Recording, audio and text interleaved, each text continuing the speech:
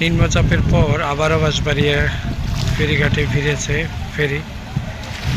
সন্দ্বীপ থেকে এইমাত্র এসে পৌঁছেছে ফেরি কপোতাক্ষ।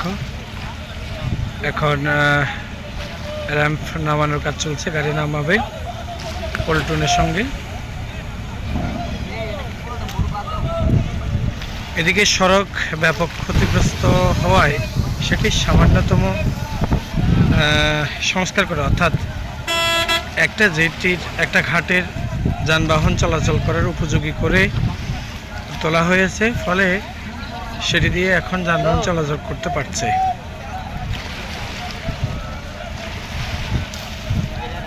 সন্দ্বীপ থেকে যাত্রীরা আসছেন, নামছেন, এখন গাড়িগুলো নামানো হবে।